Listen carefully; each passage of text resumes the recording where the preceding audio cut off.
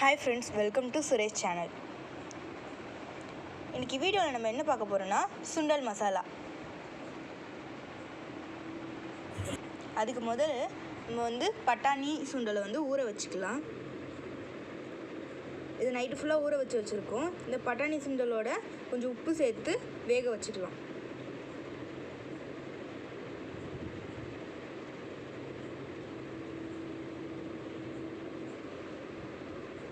இதுக்கு தேவையான பொருட்கள் பார்த்துக்கலாமா?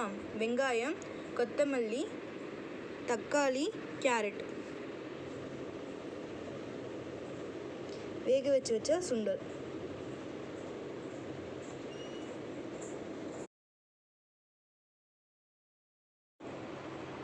இப்போ கடாயை வச்சு எண்ணெய் ஊற்றிக்கலாம். கார்ன் சிப்ஸை பொரித்து எடுத்துக்கலாம்.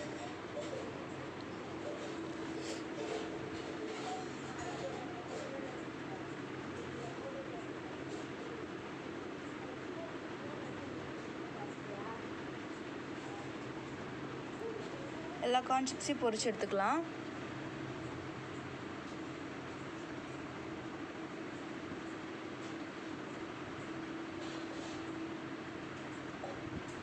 இப்போது எண்ணெய் ஊற்றிக்கலாம்.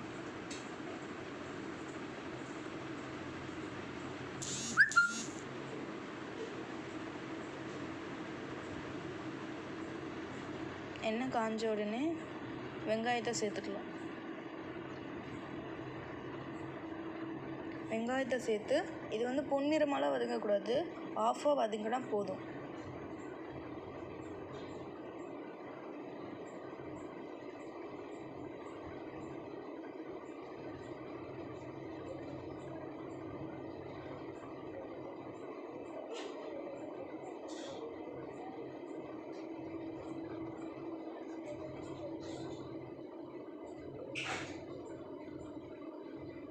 இப்போ நல்லா வதங்கிடுச்சு. இஞ்சி பூண்டு சேர்த்துக்கலாம்.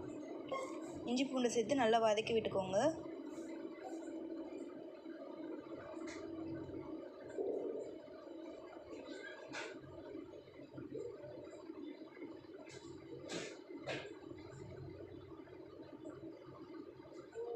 தக்காளி சேர்த்துக்கலாம். தக்காளி ஒன்று இருந்தால் போதும்.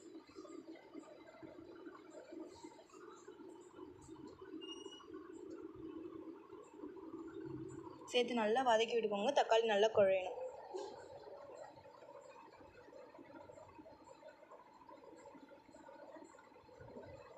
இப்போ தட்டு போட்டு மூடிக்கலாம் தக்காளி குழையத்துக்காக. தக்காளி இப்போ நல்லா குழஞ்சிடுச்சு.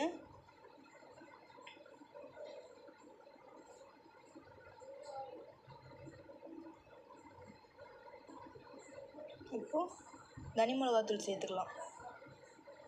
தனி மிளகாத்தூள் சேர்த்து நல்லா வதக்கி விட்டுக்கோங்க.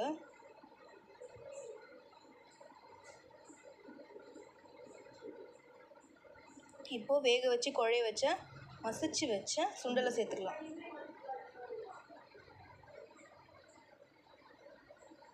அந்த சுண்டலை நல்லா இப்போ கிளறி விட்டுக்கோங்க. கொஞ்ச நேரம் கொதிக்கணும்.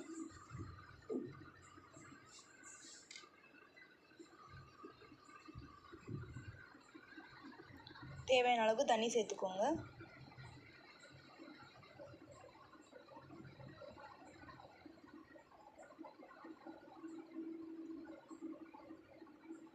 இப்போ நல்லா குழம்பு கொச்சிட்ருக்கு. இப்போ தேவையான அளவுக்கு உப்பு சேர்த்துக்கலாம்.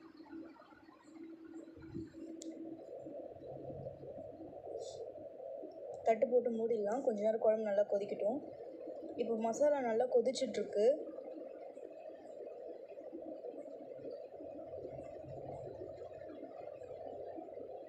இப்போ நல்லா கொதிச்சிடுச்சு.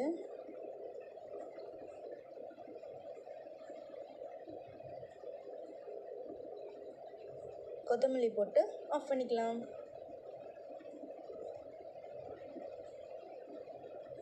இப்போது நம்ம எப்படி ரெடி பண்ணலான்னு பார்க்கலாமா? இந்த சுண்டல் மசாலாவை ஒரு கிண்ணத்தில் ஊற்றிக்கோங்க.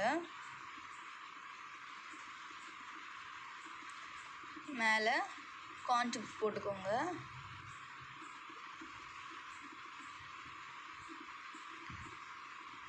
கேரட் துருவி வச்சது,